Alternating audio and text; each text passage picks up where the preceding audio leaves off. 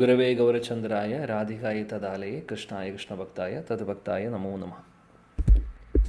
ഹരേ കൃഷ്ണ. പ്രിയപ്പെട്ട എല്ലാ ഭക്തജനങ്ങൾക്കും എൻ്റെ വിനീതമായ സാഷ്ടാംഗ പ്രണാമം. ഒരുപാട് നന്ദി എല്ലാവരോടും. ഞാൻ നന്ദി പറയുന്നു. കഴിഞ്ഞ 2 ആഴ്ചയായിട്ട് നമ്മൾ ഈയൊരു ഭാഗവത പ്രവാഹം ആരംഭിച്ചിരിക്കുന്നു.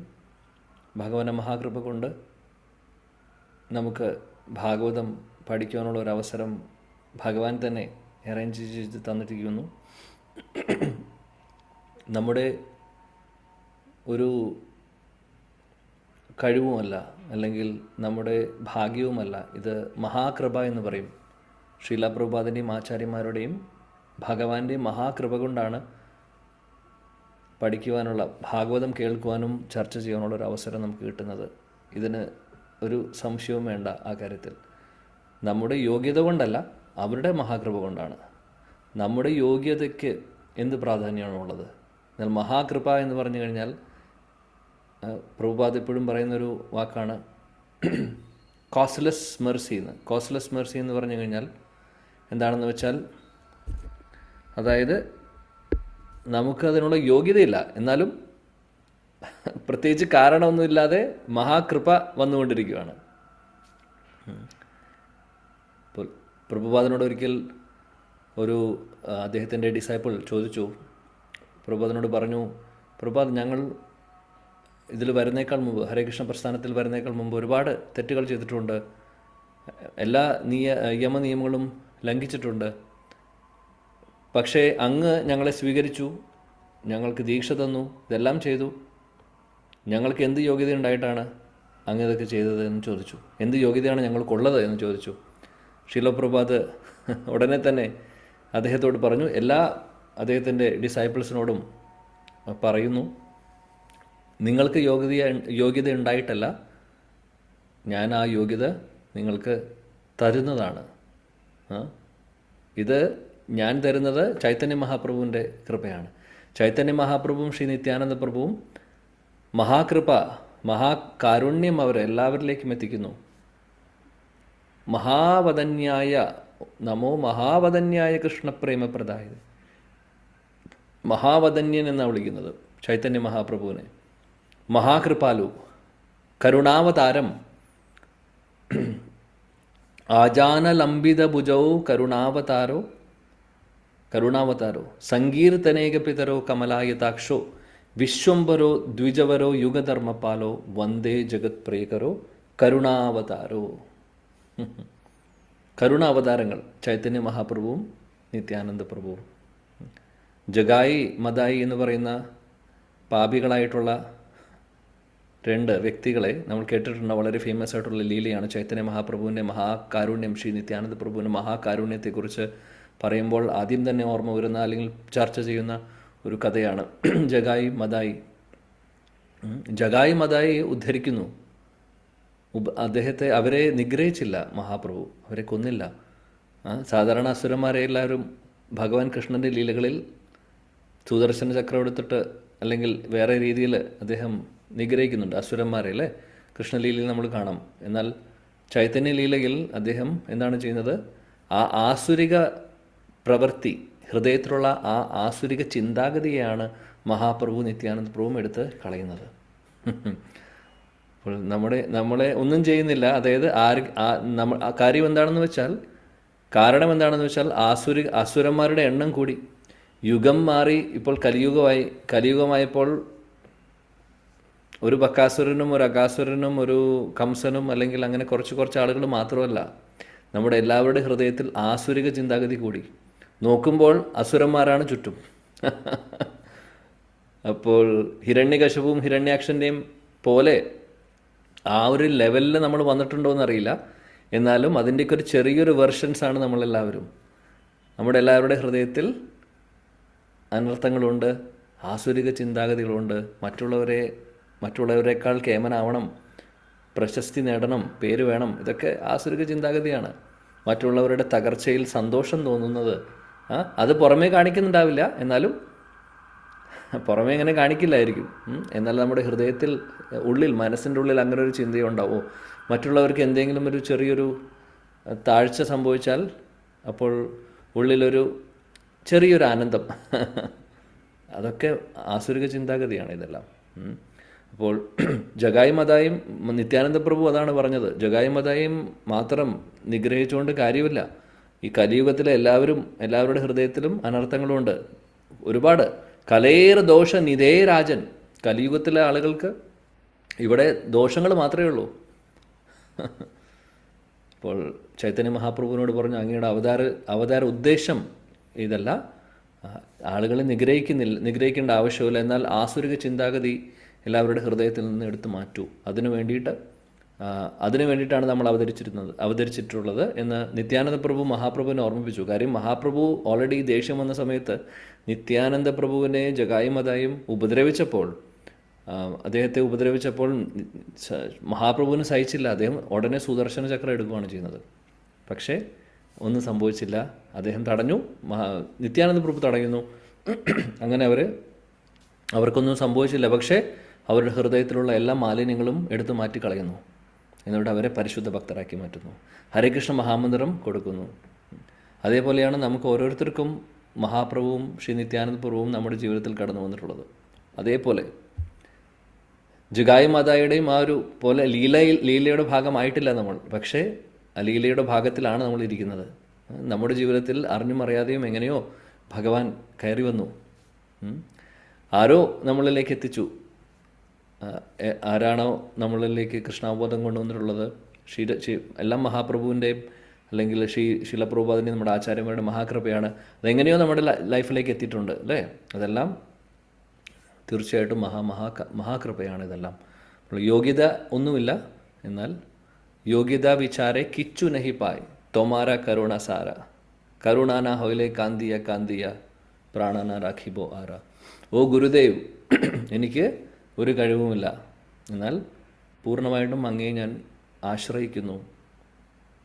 ഒരു കഴിവുമില്ലാത്ത എനിക്ക്, ഒരു ക്വാളിഫിക്കേഷനും ഇല്ലാത്ത എന്നെ അങ്ങ് സ്വീകരിച്ചു കൃപ കൊണ്ട്. ഇതാണ് നമ്മുടെ ആചാര്യന്മാരുടെയും പ്രഭുപാദിൻ്റെയും ഗുരുജനങ്ങളുടെയും മഹാകൃപ. അതുകൊണ്ട് നമ്മളിവിടെ ഇരുന്ന് ഭാഗവതം പഠിക്കുന്നു. പ്രത്യേകിച്ചും എല്ലാവരോടും കൂടുതൽ ഞാൻ എല്ലാവരുടെയും പാദങ്ങളിൽ നമസ്കരിക്കുന്നു. ആദ്യം തന്നെ ആദികർത്ത പ്രഭുവും ബാക്കി ഇവിടെയുള്ള ഭക്തരും നിങ്ങളുടെ എല്ലാവരുടെയും മഹാകൃപ കൊണ്ട് നമുക്ക് ഈ ഒരു കാർത്തിക മാസത്തിൽ ഇങ്ങനെയൊരു ഭാഗവത പ്രവാഹം തുടങ്ങാനുള്ളൊരു അവസരം കിട്ടിയിരിക്കുന്നു. നമ്മുടെ എല്ലാവരുടെയും ഒരു മഹാ സൗഭാഗ്യം തന്നെയാണ്, സംശയമില്ല.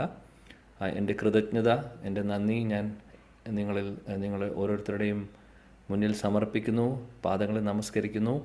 കാര്യം ഈ ഒരു 3 ദിവസം ആഴ്ചയിൽ 3 മണിക്കൂർ നമ്മൾ ഓരോ മണിക്കൂർ വെച്ച് ഭാഗവതം ചർച്ച ചെയ്യുന്നു. ഇത് വലിയൊരു കാര്യമാണ്. എൻ്റെ ശുദ്ധീകരണത്തിനും അത് സഹായിക്കുന്നു. എൻ്റെ വാണിയും പവിത്രമാക്കുന്നു.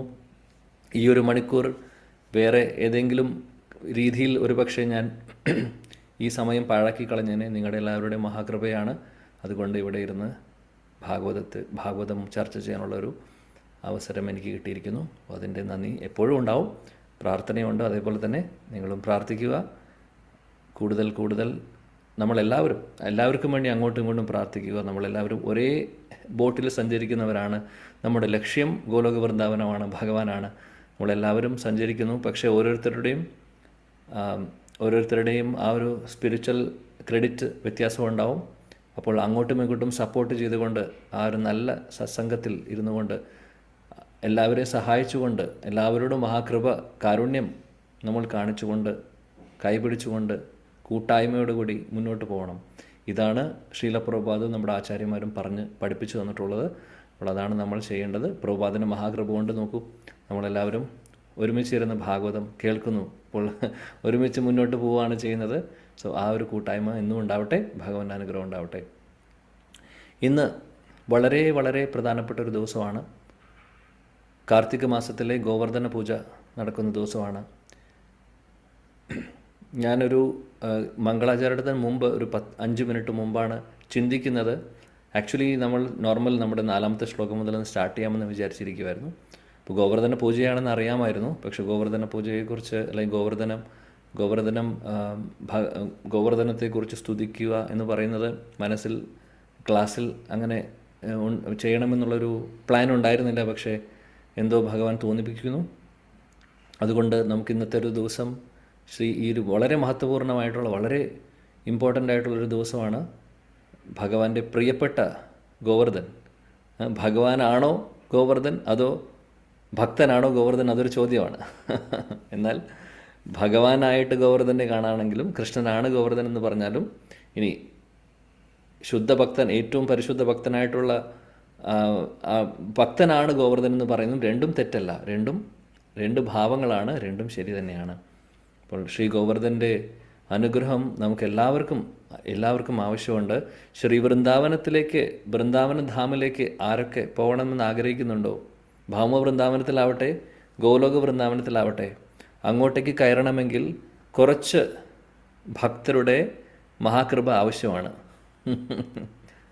കുറച്ച് ഭക്തരുടെ മഹാകൃപ ആവശ്യമാണ്. തീർച്ചയായിട്ടും ഗുരുദേവ്, നമ്മുടെ ഗുരുവിൻ്റെ മഹാകൃപ ആവശ്യമാണ്, ഒരു സംശയവും വേണ്ട.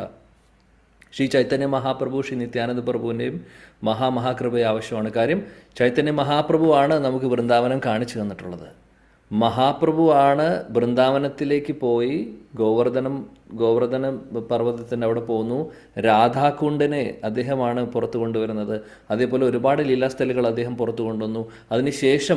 അതിനുശേഷം അദ്ദേഹത്തിൻ്റെ അനുയായികളായിട്ടുള്ള രൂപ സനാതൻ ഗോസ്വാമിമാരോട്, എല്ലാ ഷഡ്ഗോസ്വാമിമാരോട് എല്ലാവരോടും പറഞ്ഞു, ഇനി നിങ്ങളാണ് ഇവിടെയുള്ള ലീലാസ്ഥലികളെല്ലാം കണ്ടുപിടിക്കേണ്ടത്, പുനരുദ്ധാരണം ചെയ്ത് അമ്പലങ്ങൾ പണിയേണ്ടത് എന്നുള്ളത്. ഇന്ന് നമുക്ക് ഭൗമ വൃന്ദാവനം ഉള്ളത്, നമുക്കിന്ന് വൃന്ദാവനത്തിലേക്ക് ധാം യാത്ര പോകാൻ സാധിക്കുന്നതിന് ഒരേ ഒരു കാരണം ശ്രീ ചൈതന്യ മഹാപ്രഭുവാണ്. ശ്രീ ചൈതന്യ മഹാപ്രഭു ആരാണ്?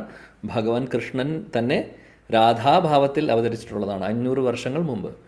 അപ്പോൾ മഹാപ്രഭുവിൻ്റെ മഹാകൃപ ആവശ്യമാണ് വൃന്ദാവനത്തിലേക്ക് പ്രവേശിക്കാൻ. മഹാപ്രഭുവിൻ്റെ കയ്യിലാണ്. കാര്യം രാധാകൃഷ്ണ ദ്യുതി സുവലിതം നവമി കൃഷ്ണ സ്വരൂപം, രാധയും കൃഷ്ണനും ചേർന്നിട്ടുള്ളതാണ് ശ്രീ ചൈതന്യ മഹാപ്രഭു. ഇനി ശ്രീ നിത്യാനന്ദ പ്രഭുവും ഹേനോ നിത്തായ് ഭജേവായ് രാധാകൃഷ്ണ പൈതേനായി. ആചാര്യന്മാർ പറയുന്നു, ഹേനോ നിത്തായുടെ മഹാകൃപയില്ലെങ്കിൽ രാധാകൃഷ്ണനെക്കുറിച്ച് മറന്നോളൂ. നമ്മുടെ ഹൃദയത്തിലുള്ള അനർത്ഥങ്ങൾ പോവാതെ വൃന്ദാവനത്തിലേക്ക് പ്രവേശനമില്ല.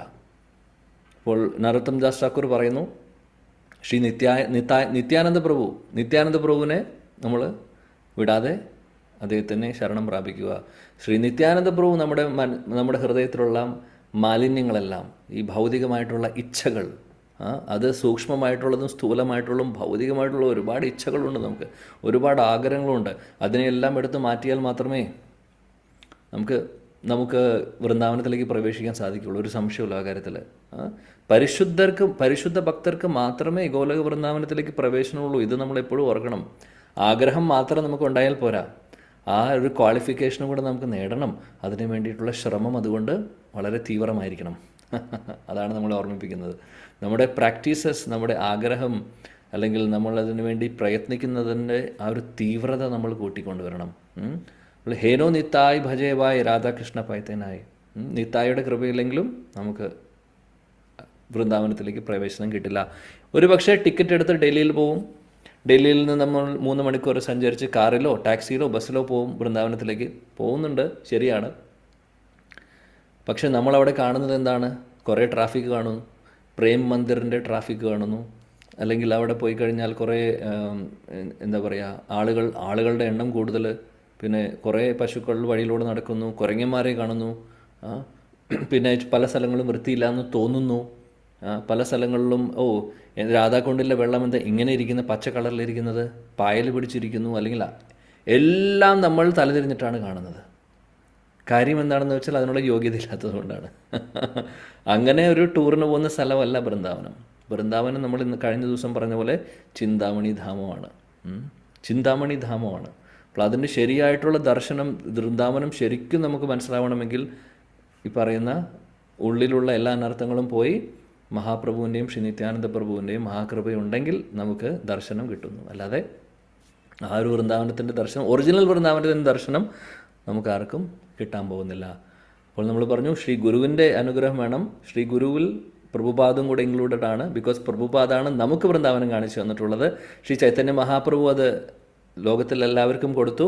എന്നാൽ പ്രഭുപാദാണ് നമുക്ക് കാണിച്ചു തന്നിട്ടുള്ളത്. അപ്പോൾ പ്രഭുപാദ് നമ്മുടെ ഗുരു, ഡെഫിനറ്റ്ലി ഗുരുവിൻ്റെ അനുഗ്രഹമില്ലെങ്കിൽ ഒന്നുമില്ല, മുന്നോട്ട് നമുക്ക് ഭക്തിയിൽ മുന്നോട്ട് പോകാനേ സാധിക്കില്ല. ശ്രീ ഗുരുവാണ് ഏറ്റവും പ്രധാനപ്പെട്ട ഒരു ഭഗവാനും നമ്മളും നമ്മുടെ ഇടയിലുള്ള ഏറ്റവും ആ മീഡിയം ശ്രീ ഗുരുവാണ്. ഗുരുവില്ലാതെ നമുക്കൊന്നുമില്ല. ശ്രീ ഗുരു, ശ്രീല പ്രഭുപാദ്, ശ്രീ ചൈതന്യ മഹാപ്രഭു, ശ്രീ നിത്യാനന്ദ പ്രഭു, അതേപോലെ വൃന്ദാദേവി, തുളസി ദേവി, വൃന്ദാദേവി വളരെ ഇമ്പോർട്ടൻ്റ് ആണ്. വൃന്ദാദേവിയാണ് എല്ലാ ലീലകളും വൃന്ദാവനത്തിൽ അറേഞ്ച് ചെയ്യുന്നത്. രാധാകൃഷ്ണ ലീലകളെല്ലാം അറേഞ്ച് ചെയ്യുന്നത് വൃന്ദാദേവിയാണ്. വൃന്ദ സഖിയാണ്, ആക്ച്വലി രാധാറാണിയുടെയും കൃഷ്ണൻ്റെയും സഖിയാണ്. വളരെ പ്രിയപ്പെട്ട പ്രേയസി. നമ്മൾ എന്താണ് ചൊല്ലുന്നത് ഈ ഒരു തുളസി ആരതിയിൽ? പ്രേയസി എന്നാണ് വിളിക്കുന്നത്. നമോ നമഃ തുളസി കൃഷ്ണ പ്രേയസി നമോ നമഃ. വളരെ പ്രിയപ്പെട്ട സഖിയാണ് വൃന്ദാദേവി. വൃന്ദാദേവി വിചാരിക്കണം, ആരത് അകത്തോട്ട് കയറാം, ആർക്ക് കയറാം, ആര് വൃന്ദാവനത്തിലേക്ക് പ്രവേശിക്കണം, ആര് എപ്പോൾ അവിടെ പ്രവേശിക്കുന്നു, ആരെ എപ്പോൾ അവിടുന്ന് പുറത്താക്കണം, ഇതെല്ലാം വൃന്ദാദേവിയുടെ കയ്യിലാണുള്ളത്. അവിടെ ലീലകൾ എന്ത് നടക്കണം, ലീലകളുള്ള അറേഞ്ച്മെൻറ്റ്സും, ശരിക്കും പറയുകയാണെങ്കിൽ പറയുന്നു ഡയറക്ടറാണ്. ഒരു സിനിമ ഡയറക്റ്റ് ചെയ്യുന്ന ആൾ എല്ലാം ആ സിനിമയുടെ മൊത്തം റെസ്പോൺസിബിലിറ്റി അല്ലെങ്കിൽ മൊത്തം ഐഡിയ ആരുടെ കയ്യിലായിരിക്കും? ഡയറക്ടറിൻ്റെ കയ്യിലായിരിക്കും. ഡയറക്ടറായിരിക്കും മറ്റുള്ള അറേഞ്ച്മെൻറ്റ്സ് എല്ലാം ചെയ്യുന്നത്. അതേപോലെയാണ് വൃന്ദാദേവി. വൃന്ദാവനത്തിലെ എല്ലാ ലീലകളിലെയും ഡയറക്ടറാണ്. വൃന്ദാദേവിയാണ് എല്ലാം അറേഞ്ച് ചെയ്യുന്നത്. വേറൊരു അവസരത്തിൽ നമ്മൾ വൃന്ദാദേവിയെക്കുറിച്ച് മുന്നോട്ട് ചർച്ച ചെയ്യാം, ഭഗവാന്റെ കൃപയുണ്ടെങ്കിൽ. അതേപോലെ അടുത്ത പ്രധാനപ്പെട്ട ഒരു വ്യക്തി നമുക്ക് അനുഗ്രഹം വേണ്ടത് ഗോപേശ്വർ മഹാദേവ്. ഓ ശംഭു മഹാദേവ് കി ജയ്. ഗോപേശ്വർ മഹാദേവിൻ്റെ അനുഗ്രഹം ആവശ്യമാണ്. ഗോപേശ്വർ മഹാദേവ് നോക്കിക്കഴിഞ്ഞ് വൃന്ദാവനത്തിലെ എല്ലാ പ്രധാനപ്പെട്ട സ്ഥലങ്ങളിലും മഹാദേവുണ്ട്. പല പേരിലാണെന്ന് മാത്രം. ഗോപേശ്വർ മഹാദേവ്, ചക്ലേശ്വർ മഹാദേവ്, കുണ്ടേശ്വർ മഹാദേവ്, അങ്ങനെ ഒരുപാട് മഹാദേവുണ്ട്. കാമേശ്വർ മഹാദേവ്. ഭഗവാന്റെ ലീലസ്ഥലികളിൽ അദ്ദേഹം പ്രൊട്ടക്ഷൻ ചെയ്തുകൊണ്ടിരിക്കുന്നു. അദ്ദേഹത്തിൻ്റെ മഹാകൃപ ആവശ്യമാണ്. വൈഷ്ണവാനാം യഥാ ശംഭു. കൃഷ്ണഭക്തിക്ക് വേണ്ടി മഹാദേവനെ നമ്മൾ അപ്രോച്ച് ചെയ്യുകയാണെങ്കിൽ അത് ഒരു തെറ്റുമല്ല. അപ്പോൾ അതുകൊണ്ട് ചിന്തിക്കേണ്ടാവും, ശിവൻ്റെ അമ്പലത്തിലേക്ക് പോകാൻ പറ്റുമോ? എന്തുകൊണ്ട് പോയിക്കൂടാ? പോകണം. അവിടെ പോയി ചോദിക്കണം, രാധാകൃഷ്ണ സേവാ പാവോ ഏ അഭിലാഷി, ഓ മഹാദേവ്, ഓ ശംഭു മഹാദേവ്, ഓ ഗോപേശ്വർ മഹാദേവ്, എൻ്റെ ഒരേ ഒരു ആഗ്രഹം ഇതേ ഉള്ളൂ, ഭഗവാനെ സേവിക്കണം, കൃഷ്ണനെ സേവിക്കണം, രാധാകൃഷ്ണനെ സേവിക്കണം. ഗോലോക വൃന്ദാവനമാണ് എൻ്റെ ലക്ഷ്യം. ശംഭു മഹാദേവൻ ഗോപേശ്വർ മഹാദേവൻ്റെ രൂപത്തിൽ വന്ന് നമ്മുടെ കൈപിടിച്ച് കൊണ്ടുപോകും. കാര്യം ഗോപേശ്വർ മഹാദേവ് ആഗ്രഹിക്കുന്നു രാധാകൃഷ്ണൻ്റെ കൂടെ എപ്പോഴും ഇരിക്കാൻ. അദ്ദേഹത്തിൻ്റെ ആഗ്രഹം പോലെ വേറെ ആർക്കെങ്കിലും ആഗ്രഹം ഉണ്ടെങ്കിൽ അദ്ദേഹം അങ്ങനെയുള്ളവരോട് സ്നേഹം കൂടുതൽ കാണിക്കും. അവിടെ പോയി ധനം ദേഹി പുത്ര ദേഹി ഇതൊന്നുമല്ല ചോദിക്കേണ്ടത് മഹാദേവൻ്റെ അടുത്ത്. കൃഷ്ണപ്രേമമാണ് ചോദിക്കേണ്ടത്, കൃഷ്ണഭക്തിയാണ് ചോദിക്കേണ്ടത്. അപ്പോൾ ഗോപേശ്വർ മഹാദേവ് ഒരു പ്രധാനപ്പെട്ട വ്യക്തിയാണ്. ഇനി വേറെ കുറേ പേരുണ്ട്, അതിൽ ഇനി ഞാൻ ചുരുക്കുന്നു. അതേപോലെ വളരെ വളരെ വളരെ പ്രധാനപ്പെട്ട ഒരു വ്യക്തിയുടെ സമ്മതം കൂടെ നമുക്ക് വേണം വൃന്ദാവനത്തിലേക്ക് പ്രവേശിക്കാൻ. അതാരാണ്? ശ്രീ ഗോവർദ്ധൻ. ശ്രീ ഗോവർദ്ധൻ്റെ മഹാകൃപയില്ലെങ്കിൽ, ഗോവർദ്ധൻ്റെ അനുഗ്രഹമില്ലെങ്കിൽ വൃന്ദാവനം എൻട്രി നമുക്കില്ല. സോ വളരെ വളരെ ഇമ്പോർട്ടൻ്റ് ആണ് ശ്രീ ഗോവർദ്ധനെ നമ്മൾ പൂജിക്കുക, ആരാധിക്കുക. അല്ലെങ്കിൽ അത് എപ്പോഴും ആ ഗോവർദ്ധൻ്റെ അനുഗ്രഹം നമുക്ക് ആവശ്യമാണ്. ശ്രീ ഗോവർദ്ധൻ. അപ്പോൾ ഇന്നത്തെ ദിവസം ശ്രീ ഗോവർദ്ധന പൂജ നടന്നിട്ടുള്ള ദിവസമാണ്. നമുക്കറിയാം കൃഷ്ണലീലയിൽ നമ്മൾ കണ്ടിട്ടുണ്ട് എന്താണ് സംഭവിക്കുന്നത് എന്നുള്ളത്. കൃഷ്ണലീല എന്ത് സംഭവിക്കുന്നു? ഒരിക്കൽ നന്ദഗോപുരം മറ്റുള്ള എല്ലാവരും ബ്രജവാസികളെല്ലാവരും ചേർന്ന് ഇന്ദ്രപൂജ നടത്തുന്ന സമയത്ത് അവിടെ കൃഷ്ണൻ വരുന്നു. കുട്ടിയാണ് കൃഷ്ണൻ അപ്പോഴും. കൃഷ്ണൻ വന്ന് പറയുന്നു, എന്തിനാണിത് ചെയ്യുന്നത്? ഇതിൻ്റെ ആവശ്യം എന്താണ്? ഇതിൻ്റെ ആവശ്യമുണ്ടോ? എന്തിനാണ് ഇന്ദ്രനെ പൂജിക്കേണ്ടത്? അതിൻ്റെ ആവശ്യമില്ല. പകരം ഗോവർദ്ധനെ പൂജിച്ചാൽ മതി. കാര്യം ഗോവർദ്ധനാണ് എല്ലാം കൊടുക്കുന്നത്. എല്ലാ പശുക്കൾക്കും പുല്ല് കൊടുക്കുന്നു, എല്ലാ പഴങ്ങളും പച്ചക്കറികളും എല്ലാം അറേഞ്ച് ചെയ്യുന്നത് ഗോവർദ്ധനാണ്. അപ്പോൾ ഗോവർദ്ധനെ പൂജിക്കാതെ എന്തിനാണ് ഇന്ദ്രനെ പൂജിക്കുന്നത് എന്നുള്ള ചോദ്യമാണ് ചോദിക്കുന്നത്. കാര്യം ഗോവർദ്ധനാണ് എല്ലാം കൊടുക്കുന്നത്. കാര്യം പശുക്കളാണ് വ്രജവാസികളുടെ എല്ലാ ധനം, അല്ലേ? ആ സമ്പത്ത് എന്ന് പറയുന്നത് പശുക്കളാണ്. പശുക്കളിൽ നിന്നുള്ള പാലും ഉൽപ്പന്നങ്ങളും കൊണ്ടാണ് അവർ ജീവിക്കുന്നത്. അതാണ് ഗോകൃഷി വാണിജ്യമാണ് വൈശ്യരുടെ ആ ഒരു ഉപജീവന മാർഗം. അപ്പോൾ എല്ലാം അതിന് സാധിക്കുന്നത് ഗോവർദ്ധനത്തിലെ മനോഹരമായിട്ടുള്ള ഫ്രഷ് പച്ച പുല്ലുകളാണ് ഈ പശുക്കളെ പശുക്കൾക്ക് പോഷണം കൊടുക്കുന്നത്. അപ്പോൾ അതുകൊണ്ട് എല്ലാം നമ്മളെ സഹായിക്കുന്ന പശുക്കളാണ്. പശുക്കൾ നമുക്ക് പാല് തരുന്നതുകൊണ്ട് നമുക്ക് കാര്യങ്ങൾ ചെയ്യാൻ സാധിക്കുന്നു. അപ്പോൾ എന്തുകൊണ്ട് അത് പശുക്കൾക്ക് വേണ്ടി മാത്രമല്ല, നമുക്ക് ജീവിക്കാനുള്ളത് എല്ലാം ഗോവർദ്ധനാണ് തരുന്നത്. അതുകൊണ്ട് ഗോവർദ്ധന പൂജയാണ് ചെയ്യേണ്ടതെന്ന് കൃഷ്ണൻ പറഞ്ഞു. നമ്മൾ ഡീറ്റെയിൽസിലേക്ക് പോകുന്നില്ല. ആദ്യം നന്ദമഹാരാജ് ചോദിച്ചു എന്തിനാണ് അത് ചെയ്യേണ്ട ആവശ്യം. കുട്ടി പറയുമ്പോൾ ആർക്കെങ്കിലും അതിന് പ്രത്യേകിച്ചും ഒരു കാര്യമായിട്ട് തോന്നില്ല അല്ലേ. പക്ഷേ കൃഷ്ണൻ പറയുമ്പോൾ അതിന് വ്യത്യാസമുണ്ട്. കൃഷ്ണൻ സാധാരണ ഒരു കുട്ടിയല്ല. അതുകൊണ്ട് നന്ദമഹാരാജന് മനസ്സിലായി. ആദ്യം കുറച്ച് കൃഷ്ണനോട് പറഞ്ഞു നോക്കും, അങ്ങനെ എന്തുകൊണ്ട് നീ പറയുന്നു, ഇന്ദ്രപൂജ കാലാകാലങ്ങളായിട്ട് നമ്മൾ നടത്തി വരുന്നതാണ്, നീ അത് മുടങ്ങരുത് എന്നുള്ള ആഗ്രഹമുണ്ട്. കൃഷ്ണൻ പറഞ്ഞു അതിൻ്റെ ആവശ്യമില്ല. എന്നിട്ട് പിന്നെ എന്ത് സംഭവിക്കുന്നു നമുക്കറിയാം. ഇന്ദ്രന് ദേഷ്യം വരുന്നു. ഇന്ദ്രൻ ആലോചിക്കുന്നു, ഇതാരാണ് ഈ ചെറിയൊരു കുട്ടി വന്ന് എൻ്റെ പൂജ മുടക്കി, ഞാൻ അതിന് പകരം വീട്ടുമെന്ന് പറഞ്ഞ് അദ്ദേഹം പിന്നെ സംവർത്തക മേഘങ്ങളെ വിളിക്കുന്നു. സംവർത്തക മേഘങ്ങൾ എന്ന് പറഞ്ഞു കഴിഞ്ഞാൽ സംഹാരത്തിൻ്റെ സമയത്ത്, പ്രളയത്തിന് വേണ്ടി ആ സമയത്ത് ഉണ്ടാവുന്ന മഴ തരുന്ന മേഘങ്ങളാണ്. ആ സംവർത്തക മേഘങ്ങളെയാണ് ഇന്ദ്രൻ വിളിക്കുന്നത്. എന്നിട്ട് വൃന്ദാവനത്തിൻ്റെ മുകളിൽ മഴ പെയ്യിക്കുന്നു. മഴയുടെ കാര്യം പിന്നെ പറയേണ്ട ആവശ്യമില്ല, പ്രളയമായി അവിടെ പറയുന്നു. ഓരോ മഴയും അവിടെ മഴത്തുള്ളികളും വലിയ വലിയ തൂണിൻ്റെ വലുപ്പത്തിലായിരുന്നു ഓരോ തുള്ളികളുടെ വലുപ്പം, മഴത്തുള്ളിയുടെ വലുപ്പം. എന്തായിരിക്കും? എനിക്ക് തോന്നുന്നു ഇന്ന് നാട്ടിൽ നല്ല മഴയുള്ള ദിവസമാണ്. അപ്പോൾ നമുക്ക് നല്ല രീതിയിൽ റിലേറ്റ് ചെയ്യാം. ഇന്ന് മഴ പെയ്യാനുള്ള കാരണം തന്നെ ഇന്ന് ഗോവർദ്ധന പൂജ ആയതുകൊണ്ടാണ്. അതുകൊണ്ട് വളരെ വളരെ വളരെ ഐശ്വര്യപൂർണമായിട്ടുള്ള ദിവസമാണ്. മഴ പെയ്യുന്നു ഓർക്കാം. ഇങ്ങനൊരു ദിവസത്തിൽ പ്രളയം വന്നു. പക്ഷെ പേടിക്കേണ്ട, അവിടെ പ്രളയം വരാൻ പോകുന്നില്ല. എങ്ങനെയാണോ ഭഗവാൻ കൃഷ്ണൻ വ്രജവാസികളെ രക്ഷിച്ചത് മഴയിൽ നിന്ന്, അപ്പോൾ ഈ മഴ നമുക്ക് ഗോവർദ്ധനെ ഓർക്കാനും ഗോവർദ്ധന ലീല ഓർക്കുവാനും ഉള്ള ഒരു ഉദ്ദീപൻ, ഒരു സ്റ്റിമുലസ് ആണ് നമുക്ക്. ഹരേ കൃഷ്ണ.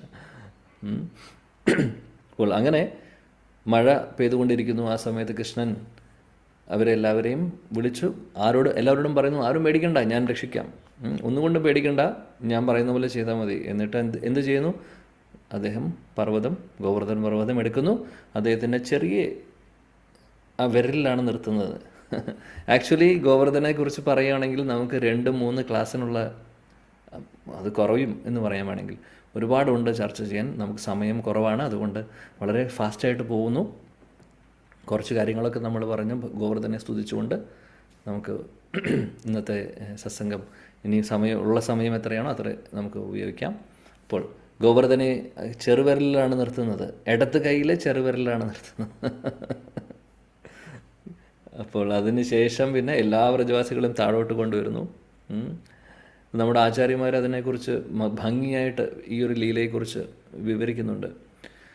അപ്പോൾ ഇദ്ദേഹം ഉയർത്തിയ സമയത്ത് എല്ലാവരോടും പറഞ്ഞു, എല്ലാവരും വരൂ അകത്തോട്ട്, ഇവിടെ വന്ന് ഇതിന് കീഴിൽ വന്ന് നിന്നോളൂ, ഒരു പ്രശ്നവും ഉണ്ടാവില്ല എന്ന് പറഞ്ഞു. അങ്ങനെ എല്ലാ വ്രജവാസികളെയും കൃഷ്ണൻ വിളിക്കുകയാണ് ചെയ്യുന്നത്.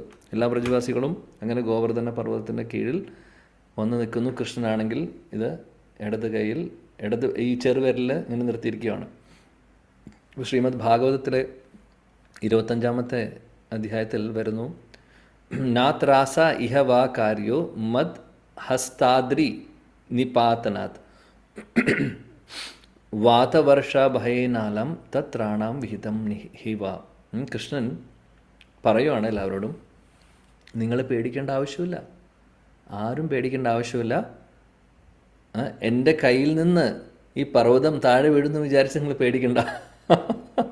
അദ്ദേഹം പറയുവാണ്, നിങ്ങളാരും പേടിക്കേണ്ട, ഇത് കയ്യിൽ നിന്ന് വീഴുന്നുള്ളത് എൻ്റെ കയ്യിൽ നിന്ന് വിടാൻ പോകുന്നില്ല, നിങ്ങൾ പേടിക്കാതെ വന്നോളൂ. പിന്നെ ഈ പുറമേ കാണുന്ന ഈ കാറ്റും മഴയും കൊണ്ടും പേടിക്കേണ്ട ആവശ്യമില്ല, ഒന്നിനെക്കുറിച്ച് ആലോചിക്കേണ്ട, പേടിക്കുകയേ വേണ്ട, ഇവിടെ വന്ന് നിന്നോളൂ. ഇതിനെല്ലാത്തിനുള്ള മാർഗം, ഇതിൻ്റെ എല്ലാത്തിൻ്റെ സൊല്യൂഷൻ ഞാൻ കണ്ടിട്ടുണ്ട്, ഒന്നുകൊണ്ടും പേടിക്കണ്ട, അങ്ങോട്ട് വരാൻ പറഞ്ഞു. എല്ലാവരോടും ഈ ഗിരിരാജൻ്റെ താഴെ വന്ന് നിൽക്കാൻ പറയുകയാണ് ചെയ്യുന്നത്. ഗിരിരാജൻ്റെ സ്ഥാനം ഒന്ന് ആലോചിച്ച് നോക്ക്. ഗിരിരാജ്, ഗോവർദ്ധൻ, കൃഷ്ണൻ എടുത്തു ചെറുവിരൽ. ഗിരിരാജൻ്റെ ആ ഒരു മഹാസൗഭാഗ്യം ഒന്ന് ഓർത്തു നോക്കൂ. കാലത്ത് മുഴുവനും ഗിരിരാജൻ്റെ മുകളിൽ കൃഷ്ണൻ കളിച്ചുകൊണ്ടിരിക്കുകയാണ്.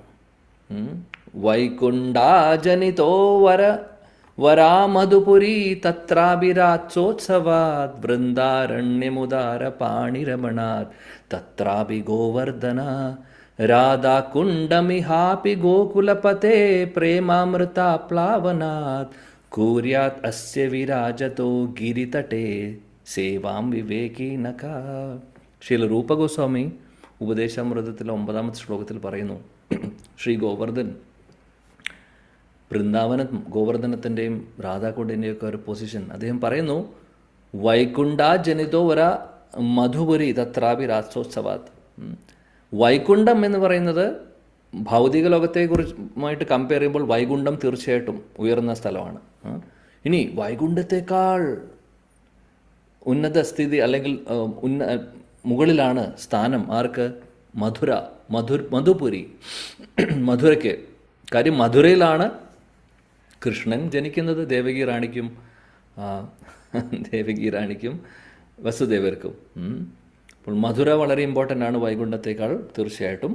കാര്യം വിഷ്ണുവിൻ്റെ ധാമമാണ് വൈകുണ്ഠം. എന്നാൽ കൃഷ്ണൻ്റെ ലീലകൾ നടക്കുന്നത് പിന്നെ ആണ് അല്ലേ. അപ്പോൾ കൃഷ്ണൻ്റെ ഒരു പൊസിഷൻ 4 ക്വാളിറ്റീസും വിഷ്ണുവിന് ഇല്ലാത്തതുണ്ട്. പ്രേമമാധുരി, വേണുമാധുരി, ലീലാമാധുരി അല്ലേ, ഇതെല്ലാം.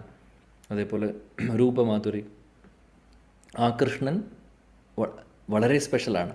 അപ്പോൾ കൃഷ്ണൻ്റെ ആ ഒരു ആവിർഭാവം നടക്കുന്നത് മധുരയിലാണ്. അതുകൊണ്ട് വൈകുണ്ഠത്തേക്കാൾ ഉയർന്ന സ്ഥാനമാണ് മധുരയ്ക്കുള്ളത്. എന്നിട്ട് പറയുന്നു മധുപുരി തത്രാഭി രാത്സോത്സവാത് വൃന്ദാരണ്യം. വൃന്ദാവനമാണെങ്കിലോ അതിനേക്കാൾ മുകളിലാണ് സ്ഥാനം. കാര്യം കൃഷ്ണൻ ജനിച്ചു എവിടെ? മധുരയിൽ. എന്നാൽ വൃന്ദാവനത്തിലേക്ക് ഉടനെ തന്നെ കൊണ്ടുവന്നു. പിന്നീടുള്ള അദ്ദേഹത്തിൻ്റെ എല്ലാ ലീലകളും നടക്കുന്നത് വൃന്ദാവനത്തിലാണ്. അതുകൊണ്ട് വൃന്ദാവനം മധുരയേക്കാൾ മുകളിലാണ് എന്ന് പറയുന്നു. അവിടെ നിൽക്കുന്നില്ല. ഉദാര പാണി രമണ തത്രാഭി ഗോവർദ്ധന. എന്നാൽ കൃഷ്ണൻ എന്തു ചെയ്തു? കൃഷ്ണൻ വൃന്ദാവനത്തിലുണ്ട്, ഒരുപാട് ലീലകൾ ചെയ്യുന്നുണ്ട്. എന്നാൽ കുറച്ച് സമയം വീട്ടിലുള്ളൂ. വീട്ടിനകത്ത് അത് കുറച്ച് നേരമുള്ളൂ, ഉറങ്ങാൻ നേരത്ത് മാത്രമുണ്ട്.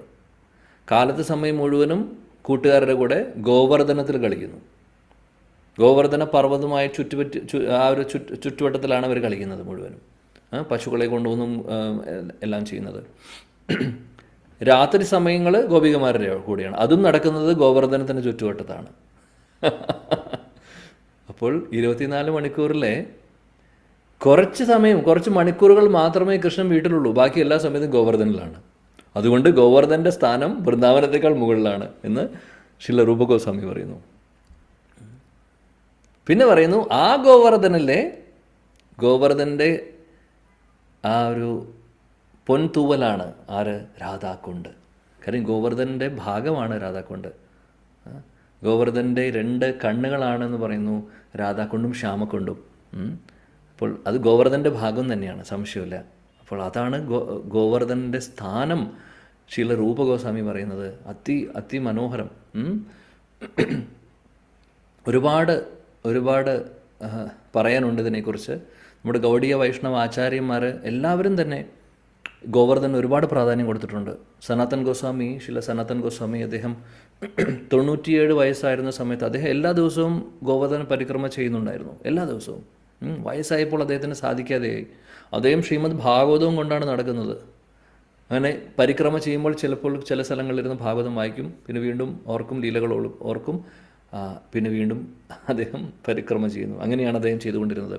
പ്രായമായപ്പോൾ അദ്ദേഹത്തിന് സാധിക്കാതെയായി. ആ സമയത്ത് ഭഗവാൻ കൃഷ്ണൻ അദ്ദേഹത്തിന് ദർശനം കൊടുത്തു പറഞ്ഞു. എന്നിട്ടൊരു ശിലയും കൊടുത്തു, ഒരു ഗോവർദ്ധന ശിലയും കൊടുത്തു. സനാതൻ ഗോസ്വാമിയോട് പറഞ്ഞു, ഇനി അങ്ങ് ഗോവർദ്ധനം മുഴുവനും പരിക്രമ ചെയ്യേണ്ട ആവശ്യമില്ല, ഈ ശില വെച്ചോളൂ, ഇതിൽ എൻ്റെ തൃപ്പാദങ്ങളുടെ പാടുണ്ട്, ഈ ശിലയെ പരിക്രമ ചെയ്താൽ മതി എന്നാണ് പറഞ്ഞത്. വേറെ ഇനി ഗോവർദ്ധന പരിക്രമം മുഴുവനും ചെയ്യേണ്ട ആവശ്യമില്ല. ആ ശില ഇന്നുമുണ്ട്. എവിടെ? നമ്മുടെ ശ്രീ രാധാ ദാമോദർ അമ്പലത്തിൽ ഇന്നും വൃന്ദാവനത്തിൽ പോയി കഴിഞ്ഞാൽ, രാധാ ദാമോദർ അമ്പലത്തിൽ പോയി കഴിഞ്ഞാൽ ഈ ഗോവർദ്ധന ശില അവിടെയുണ്ട്. സനാതൻ ഗോസ്വാമി പ്രദക്ഷിണം വെച്ചിട്ടുള്ള ആ ഗോവർദ്ധന ശില. കൃഷ്ണൻ പറഞ്ഞിട്ടുണ്ടായിരുന്നു, ഈ ഗോവർദ്ധന ശിലയുടെ ചുറ്റും 4 പ്രാവശ്യം പ്രദക്ഷിണം വെച്ചാൽ മതി, മുഴുവനും ഗോവർദ്ധനം 21 കിലോമീറ്റർ 22 കിലോമീറ്റർ മുഴുവനും പരിക്രമ ചെയ്തതിൻ്റെ അതേ ഫലം കിട്ടുമെന്നുള്ളത്. അതുകൊണ്ട് വൃന്ദാവനത്തിൽ ഇന്നും പോകുന്നവരൊക്കെ തീർച്ചയായിട്ടും രാധാ ദാമോദർ അമ്പലത്തിൽ പോകണം. അവിടെ ഗോവർദ്ധന ശില കാണാൻ സാധിക്കും നമുക്ക്, ഓൾട്ടറിൻ്റെ മുമ്പിൽ തന്നെ അവർ വെച്ചിട്ടുണ്ടാവും. അപ്പോൾ അവിടെ പോകുമ്പോൾ എപ്പോഴും ഓർക്കുക, അവിടെ 4 പ്രാവശ്യങ്ങളും മിനിമം ആ പരിക്രമം ചെയ്യാൻ നോക്കുക. അവിടെ വളരെ സ്പെഷ്യലായിട്ടുള്ള അമ്പലമാണ് രാധാ ദാമോദർ അമ്പലം. നമ്മുടെ പ്രഭുപാദിൻ്റെ തുടക്കം അവിടെ നിന്നാണ്. സോ വളരെ സ്പെഷ്യലാണ് നമ്മളെ സംബന്ധിച്ച്. അപ്പോൾ അവിടെ ഈ ഗോവർദ്ധന ശിലയുണ്ട്. ശില സനാതൻ ഗോസ്വാമിക്ക് ഭഗവാൻ നേരിട്ട് കൊടുത്തിട്ടുള്ളതാണ്. അതേപോലെ ശില സരസ്വതി ഠാക്കൂർ പ്രഭുപാദ്, നമ്മുടെ പ്രഭുപാദിൻ്റെ ഗുരു, അദ്ദേഹത്തിൻ്റെ കയ്യിലും ഗോവർദ്ധന ശിലയുണ്ടായിരുന്നു. അദ്ദേഹം മായാപൂരിൽ ഗോവർദ്ധന പർവ്വതത്തിൻ്റെ ഒരു റെപ്ലിക്ക കൊണ്ടുവന്നിട്ടുണ്ട്. ഇപ്പോഴും നമ്മൾ ഗൗഡീയ മഠത്തിൽ പോയി കഴിഞ്ഞാൽ മായപ്പൂരിലുള്ള ഗൗഡീയ മഠമുണ്ട്. ശില ഭക്തി സിദ്ധാന്ത സരസ്വതി ഠാക്കൂറിൻ്റെ ആ സമാധി അമ്പലമുള്ള ആ ഒരു ഗൗഡീയ മഠമുണ്ട്. അവിടെ പോയി കഴിഞ്ഞാൽ അദ്ദേഹത്തിൻ്റെ സരസ്വതി ഠാക്കൂർ പ്രഭുപാദിൻ്റെ ശ്രീ ഗോവർദ്ധൻ ശ്രീ ഗാന്ധർവിക ഗിരിധാരി എന്ന് പറയുന്ന DTസും ഉണ്ട്. ഗാന്ധർവിക ഗിരിധാരി എന്നാണ് അദ്ദേഹത്തിൻ്റെ രാധാകൃഷ്ണൻ്റെ ആ ഒരു ശ്രീമൂർത്തി വിഗ്രഹങ്ങളുടെ പേര്. സരസ്വതി ഠാക്കൂർ പ്രഭുപാദിൻ്റെ അദ്ദേഹത്തിൻ്റെ പ്രാണനായിരുന്നു ഗോവർദ്ധൻ. അപ്പോൾ അവിടെ ഇപ്പോഴും ആ ശ്രീമൂർത്തി വിഗ്രഹങ്ങളുണ്ട്. ഗാന്ധർവിക ഗിരിധാരി ഇപ്പോൾ മായപ്പൂരിൽ പോകുന്നവർക്ക് കാണാൻ സാധിക്കും. മായപ്പൂർ ഇസ്കോണിൻ്റെ വളരെ അടുത്ത് തന്നെയാണ് ഈ ഒരു മഠം. നമ്മളെല്ലാവരും പോകുന്ന സ്ഥലം തന്നെയാണ്. അവിടെ തന്നെ ആ കോമ്പൗണ്ടിൽ തന്നെ ചെറിയൊരു ഗോവർദ്ധന പർവ്വതം റെപ്ലിക്കയുണ്ട്, രാധാക്കുണ്ട്, ശ്യാമക്കുണ്ടും ഒക്കെ ഉണ്ട്. ഇതെല്ലാം സരസ്വതി ഠാക്കൂർ പ്രഭുപാദ് കൊണ്ടുവന്നിട്ടുള്ളതാണ്. അപ്പോൾ നവദ്വീപിലുള്ളവർക്ക് വൃന്ദാവനത്തിലേക്ക് പോകാൻ സാധിച്ചില്ലെങ്കിലും ഇവിടെ വന്ന് ഗോവർദ്ധന പരിക്രമം ചെയ്താലും രാധാക്കുണ്ട് ശ്യാമക്കുണ്ടിലെ ദർശനവും ആചമനം ചെയ്താലും മതി എന്ന് പറയുന്നു അദ്ദേഹം ഇങ്ങോട്ടേക്ക് ഗോവർദ്ധനയും കൊണ്ടുവന്നിട്ടുണ്ട്, നവദ്വീപിലേക്ക്, മായപ്പൂരിലേക്ക്. ഗോവർദ്ധൻ, രാധാക്കുണ്ട്, ശ്യാമക്കുണ്ടെല്ലാം. അതേപോലെ തന്നെ അദ്ദേഹത്തിൻ്റെ ഡിസൈപ്പിൾസിൻ്റെ അടുത്ത് പ്രചാരണത്തിന് വേണ്ടി പോകാൻ പറയുന്ന സമയത്ത് ഗോവർദ്ധന ശില കൊണ്ടുപോകാൻ പറഞ്ഞു അവരോട്. ഗോവർദ്ധന ശില കയ്യിൽ വയ്ക്കാൻ പറഞ്ഞിട്ടുണ്ട്. നമ്മുടെ പ്രഭുപാദും അദ്ദേഹം പാശ്ചാത്യ രാജ്യങ്ങളിലേക്ക് പോയ സമയത്ത് അമേരിക്കയിലേക്ക് ആദ്യം പോയപ്പോൾ അദ്ദേഹത്തിൻ്റെ കയ്യിലും ശിലയുണ്ടായിരുന്നു, ഗോവർദ്ധന ശിലയുണ്ടായിരുന്നു. അതുകൊണ്ട് നമ്മുടെ ആചാര്യന്മാരുടെ വളരെ വളരെ പ്രിയപ്പെട്ടതാണ് ശ്രീ ഗോവർദ്ധൻ. നമ്മുടെ ആചാര്യന്മാർ, അതിനുശേഷം നമ്മുടെ ലൈനിൽ വരുന്ന ഗൗഡീയ പരമ്പരയിൽ വരുന്ന ഒരുപാട് വരിഷ്ഠരായിട്ടുള്ള ഭക്തർ, അവർ ഗോവർദ്ധനമായിരുന്നു അവരുടെ ഭജൻ സ്ഥലി. ഭജൻ ഹരേ കൃഷ്ണ അവരുടെ ഭജൻ സ്ഥലിയായിരുന്നു ഗോവർദ്ധൻ. വളരെ സ്പെഷ്യലായിട്ടുള്ള സ്ഥലമാണ് ഗോവർദ്ധൻ. ഇപ്പോഴും പോയി കഴിഞ്ഞാൽ നമ്മൾ കാണും, ഒരുപാട് ബാബമാരെ കാണാം ഗോവർദ്ധൻ്റെ ചുറ്റുവട്ടും. വളരെ സ്പെഷ്യലായിട്ടുള്ള സ്ഥലമാണ്. നമുക്ക് എത്ര പറഞ്ഞാലും തീർക്കാൻ, അല്ലെങ്കിൽ എത്ര പറഞ്ഞാലും തീരാത്തതാണ് ഗോവർദ്ധൻ്റെ മഹാത്മ്യം. കുറച്ച് വർഷങ്ങൾ മുമ്പ്, ഏകദേശം 300 വർഷങ്ങളൊക്കെ മുമ്പ്, ഒരുപാട് വരിഷ്ഠരായിട്ടുള്ള ഭക്തരുണ്ടായിട്ടുണ്ട് ഗോവർദ്ധനിൽ ഭജൻ ചെയ്തിട്ടുള്ളവർ. അതിൽ വളരെ പ്രധാനപ്പെട്ട ഒരു ഭക്തനുണ്ടായിരുന്നു, പരിശുദ്ധ ഭക്തൻ, ഗൗഡീയ പരമ്പരയിൽ വരുന്ന. അദ്ദേഹത്തിൻ്റെ പേര് സിദ്ധകൃഷ്ണ ബാബ എന്നായിരുന്നു. സിദ്ധകൃഷ്ണ ബാബ, ഗോവർദ്ധനിലെ സിദ്ധകൃഷ്ണ ബാബ വളരെ ഫേമസ് ആണ്. നമുക്കും അറിയാം അദ്ദേഹത്തെ. എങ്ങനെയാണ്? നമ്മളെന്നും ചൊല്ലുന്ന തുളസി ആരതി, എന്നും നമ്മൾ ചൊല്ലുന്ന ഓ നമോ നമഃ തുളസി കൃഷ്ണ പ്രേയസി നമോ നമഃ രാധാകൃഷ്ണ സേവാ പൗ ഏ അഭിലാഷി ജേ തുമാര ശരണാലോയ് താരാ വാഞ്ച പൂർണ്ണ ഹോയ് കൃപാ കോരി കോരോ താരെ ബൃന്ദാവനവാസി. അതെഴുതിയിട്ടുള്ളത് സിദ്ധകൃഷ്ണ ബാബയാണ്. അദ്ദേഹത്തിൻ്റെ ഭജൻ സ്ഥലിയായിരുന്നു ഗോവർദ്ധനം.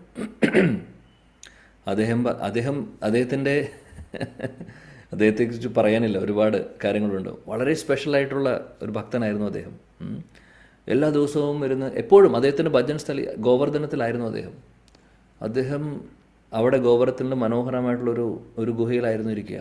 ആ ഗുഹയ്ക്ക് ഉള്ളിരുന്ന് ഭജൻ ചെയ്യും. അദ്ദേഹം നാമം ജപിച്ചുകൊണ്ടിരിക്കും. ഹരേ കൃഷ്ണ ഹരേ കൃഷ്ണ കൃഷ്ണ കൃഷ്ണ ഹരേ ഹരേ ഹരേ രാം ഹരേ രാം രാം രാം ഹരേ ഹരേ 24 മണിക്കൂറും ജപിച്ചുകൊണ്ടിരിക്കും അദ്ദേഹം.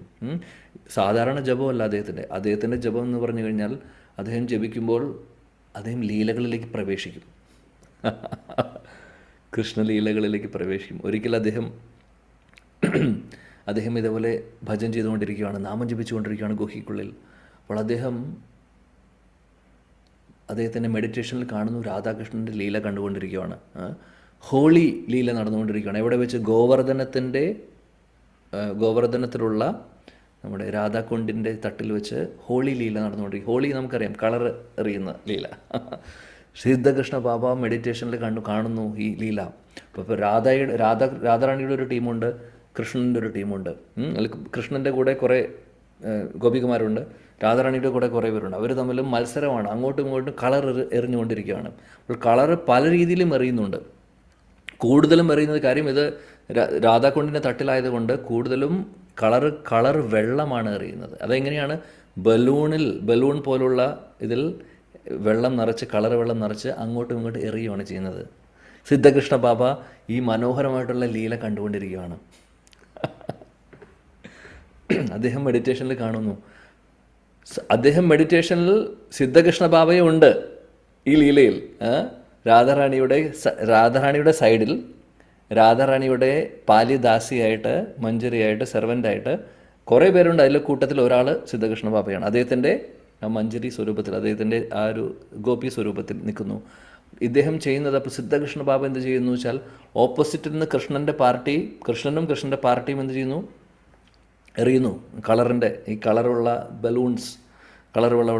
ബലൂൺസ് എറിയുന്നു. അപ്പോൾ ഇത് തടയണം. രാധാറാണിയുടെ മുകളിൽ കൊള്ളാൻ പാടില്ല. അതാണ് പാലിദാസിമാർ നോക്കുന്നത്. ഇപ്പോൾ രാധാറാണിയുടെ മേൽ കൊള്ളാതെ നോക്കണം. സിദ്ധകൃഷ്ണ ബാബ അവിടെ നിന്ന് ഓരോ കൃഷ്ണൻ എറിയുന്നതും ബാക്കിയുള്ള ഗോപികമാർ എറിയുന്നതൊക്കെ സിദ്ധകൃഷ്ണ ബാബ ചാടിയും മറിഞ്ഞും ഒക്കെ പിടിച്ചുകൊണ്ടിരിക്കുകയാണ്, തടഞ്ഞുകൊണ്ടിരിക്കുകയാണ്. അപ്പോൾ കുറേ ബലൂൺ അദ്ദേഹത്തിൻ്റെ മുകളിൽ വന്ന് അടിക്കുന്നുണ്ട്, പൊട്ടുന്നുണ്ട്. അപ്പോൾ അദ്ദേഹത്തിൻ്റെ ശരീരം മുഴുവനും കളറിലാണ്. ഇതിങ്ങനെ ചെയ്തുകൊണ്ടിരിക്കുകയാണ്. അങ്ങനെ രാധാറാണിയെ പ്രൊട്ടക്റ്റ് ചെയ്തുകൊണ്ടിരിക്കുകയാണ്. ചാടുന്നു, മറയുന്നു. അങ്ങനെ കുറേ കഴിഞ്ഞപ്പോൾ പെട്ടെന്ന് എന്ത് സംഭവിച്ചു വെച്ചാൽ, എന്തോ സംഭവിച്ചു. അദ്ദേഹത്തിൻ്റെ മെഡിറ്റേഷൻ ബ്രേക്കായി. അദ്ദേഹം കണ്ണു തുറന്നു നോക്കി. അപ്പോൾ അദ്ദേഹത്തിൻ്റെ ആ ഗുഹയിലിരിക്കുന്നുണ്ട്, ഗോവർദ്ധൻ്റെ ഗുഹയിൽ തന്നെ ഇരിക്കുന്നുണ്ട്. അദ്ദേഹം മനസ്സിലായി, അദ്ദേഹം ചിന്തിക്കുവാണ്, ഞാൻ ഇത്രയും അധഭാഗ്യനായിട്ടുള്ള വേറെ ആരുമില്ല. ഞാൻ ലീലയിലായിരുന്നു, ഇപ്പോൾ ലീലയുടെ പുറത്ത് വന്നു. നഷ്ടപ്പെട്ടു എനിക്ക്. അപ്പോൾ വിരഹത്തിൽ പിന്നെ അദ്ദേഹം കരയുവാണ്. ആ ഒരു സൗഭാഗ്യം നഷ്ടപ്പെട്ടു എന്ന് പറഞ്ഞ് എങ്ങനെയോ അത് ബ്രേക്കായി. ലീല ബ്രേക്കാകുമ്പോൾ അവരുടെ ദുഃഖം അങ്ങനെയാണ് ശുദ്ധഭക്തർ. അങ്ങനെ അദ്ദേഹം ആ വിഷമത്തിലിരിക്കുന്ന സമയത്ത് കുറച്ച് അദ്ദേഹത്തിൻ്റെ ഒരു വളരെ ക്ലോസ് ആയിട്ടുള്ള 1-2 ശിഷ്യർ വന്നു, ബാബയെ കാണാൻ വന്നു. ബാബയെ അന്നത്തെ ദിവസം പുറത്ത് കണ്ടിട്ടില്ല. അപ്പോൾ അതുകൊണ്ട് അന്വേഷിക്കാൻ വന്നതാണ്, എന്തെങ്കിലും ബാബയ്ക്ക് ഭക്ഷണം കൊടുക്കണം. ബാബ സാധാരണ ഒന്നും കഴിക്കില്ല. ഒരു നേരം ഒരു മധുകരി ചെയ്ത് എന്തെങ്കിലും ചെറുതായിട്ട് എന്തെങ്കിലും കഴിച്ചാൽ അത്രയേ ഉള്ളൂ.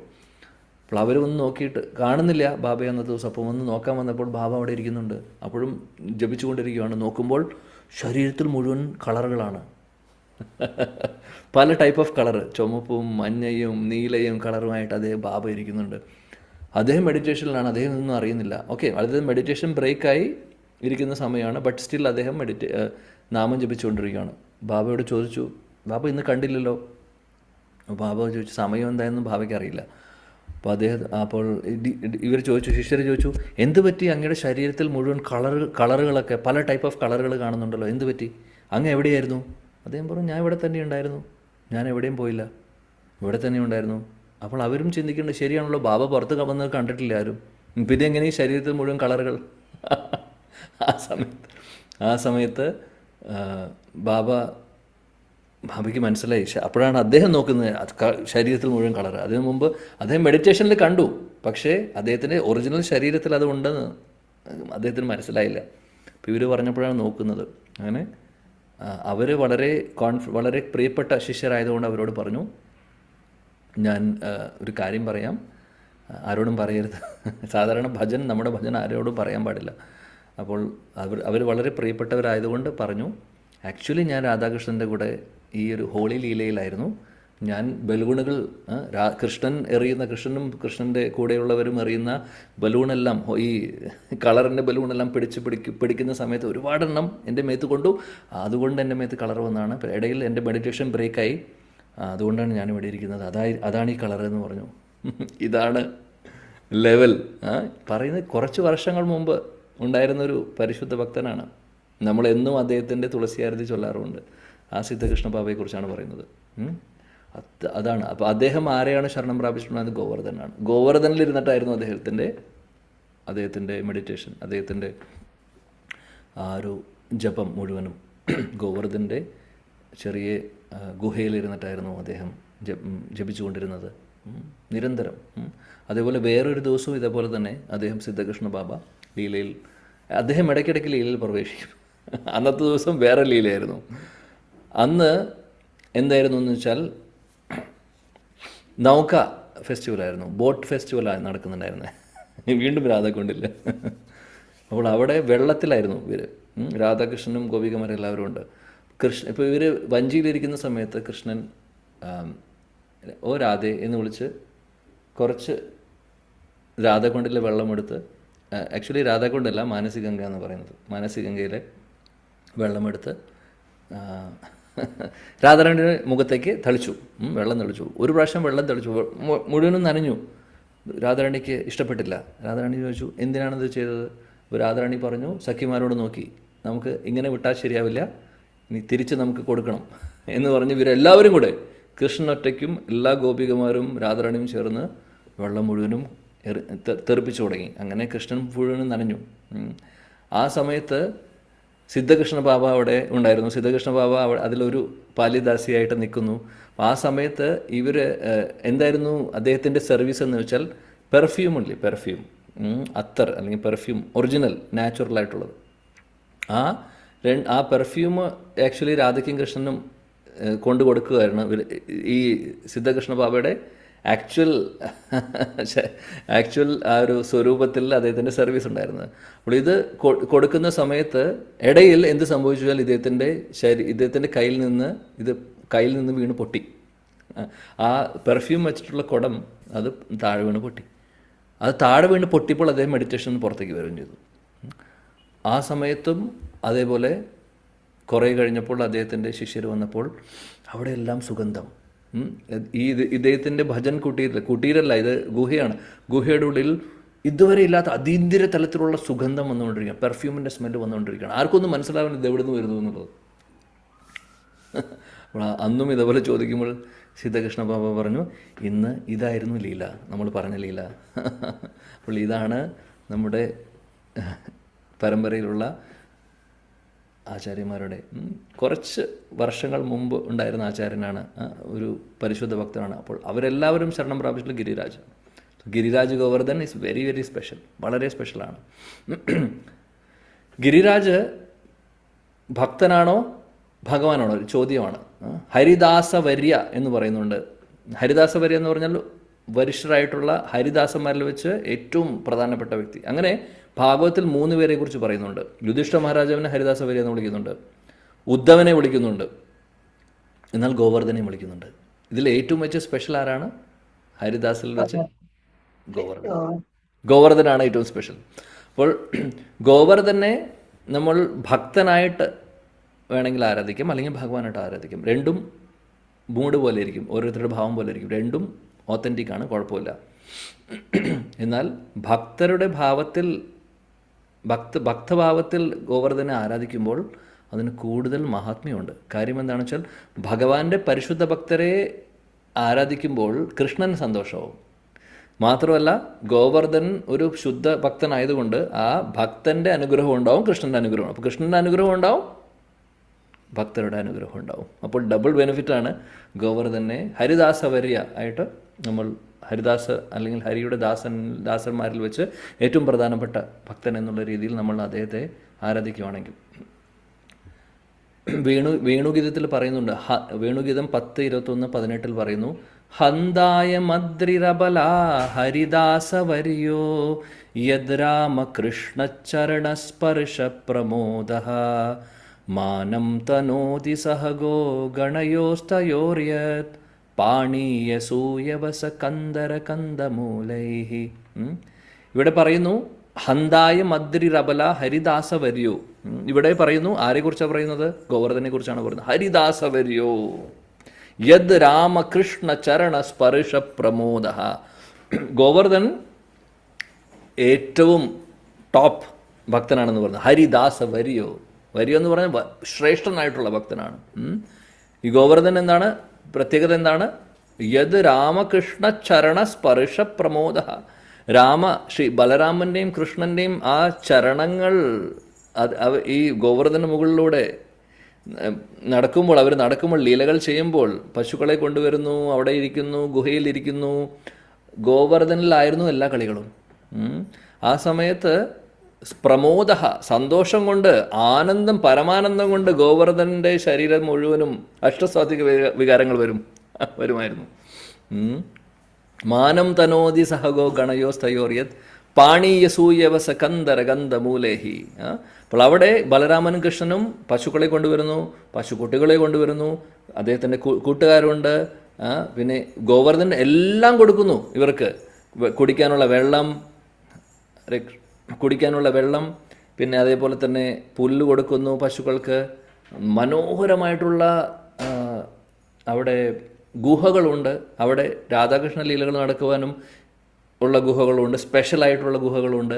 പിന്നെ അതേപോലെ തന്നെ മനോഹരമായിട്ടുള്ള നികുഞ്ചങ്ങളുണ്ട്. അവിടെ രാധാകൃഷ്ണ ലീലകൾ നടക്കാൻ. ഇനി കൂട്ടുകാരുടെ കൂടെ കളിക്കാൻ വേണ്ടിയിട്ട് അവിടെ മനോഹരമായിട്ടുള്ള ഒരുപാട് സ്ഥലങ്ങളുണ്ട്, കളിക്കാൻ വേണ്ടിയിട്ടുള്ള സ്ഥലം. മനോഹരമായുള്ള ഗുഹകളിലും കൃഷ്ണനും കൂട്ടുകാരും ഇരുന്ന് കളിക്കും.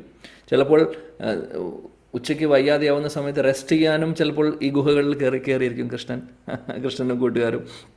അതുപോലെ അവിടെ എല്ലാം പഴങ്ങൾ കൊടുക്കുന്നു, പുഷ്പങ്ങൾ കൊടുക്കുന്നു, വെജിറ്റബിൾസ് കൊടുക്കുന്നു. ഇതെല്ലാം ഗോവർദ്ധനാണ് സപ്ലൈ ചെയ്യുന്നത്.